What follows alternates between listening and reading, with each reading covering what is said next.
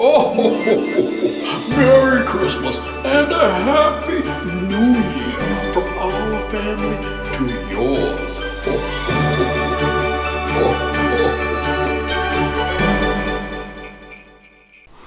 Well, hello there. It's Monday lunchtime. Well, it's about 1 o'clock actually. I suppose most people would have had their lunch by now. Anyway, what a difference it's made. It's there's a fine rain, and you can hear on the veranda above, the balcony, whatever you want to call it, the pitter-patter of the rain up there. And all the snow's gone, which is a shame. I did like that. I should have put my drone up and gone into the countryside and put the drone up and get a drone shot. Even if I didn't get the drone up, I could have put my 3-meter selfie stick up. See, that would have made a good view, wouldn't it?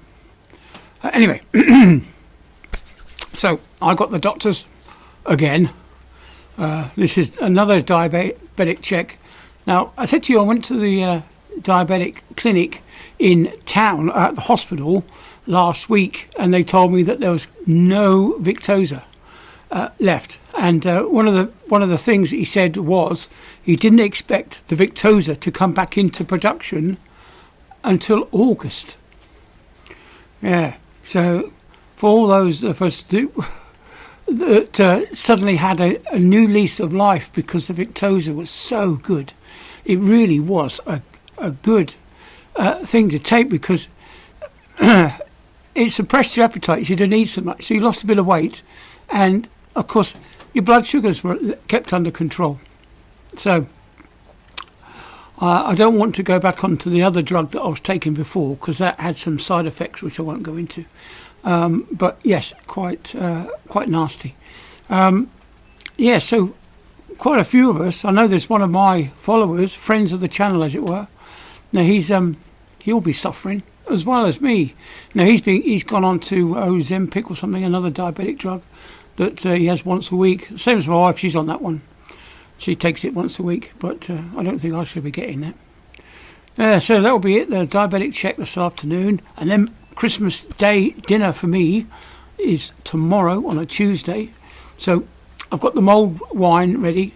I know. I've just got some cheap wine from Asda's. And I'm going to put in, I've got some clementines, I've got some lemons, I've got some honey, I've got some brandy, and I've got some, this is probably what you probably don't put in, but I put in star anise, cinnamon stick, and I've got some cloves as well. So what I'm going to do is I'm going to crush up the clementines, peel the skin off and leave it whole, just chuck it in. And same with the lemon, I'm going to slice the lemons up nice and small, and I'm going to chuck those in. And then what I'm going to do is I'm going to gently warm it up with a couple of teaspoons of honey, just to give it a bit more sweetness, and then put in a good glug of brandy just before serving, so it doesn't boil all the alcohol off.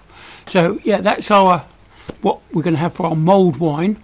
And what we're going to have is duck.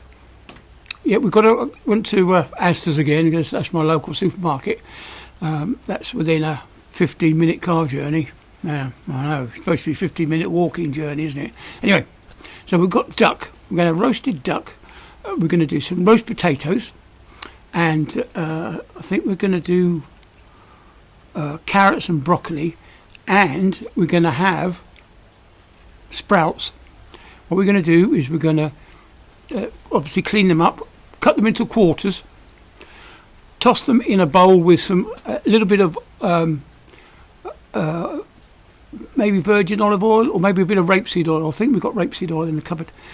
Splash of rapeseed oil and some balsamic vinegar, and we're going to roast those in the oven at just for about 20 minutes in the oven, and then just for the last 10 minutes, so there'll be 30 minutes in total, we're going to throw in some pine nuts, and I'll grate some Parmesan cheese before we put it back in. So yeah, after 20 minutes of roasting in the oven, we're going to throw in the pine nuts, throw on some Parmesan cheese, and finish it off in the oven for the last 10 minutes, and hopefully they'll come out perfect. Normally the skin, the outer leaves are a bit crispy, but boy, oh boy, does it change the flavour of sprouts. Boiled sprouts are there, horrid. But roasted sprouts, absolutely brilliant. Sweet, nutty, and delicious. That's what I would say. And like I said, we've got some red currant sauce to go with the duck. I might make a rich gravy. Actually, is to make some gravy and then just stir in some red currant sauce and keep the cranberry sauce to the side to go with the duck. I'm not having a starter, but Sarah might have a starter. My dear old mother, she sent me a small hamper of cheeses. We've got 3 cheeses, so we might have that afterwards rather than having something sweet like a Christmas cake. We'll have maybe a few. When I say a few, I mean 1 or 2 crackers with a little bit of cheese on for our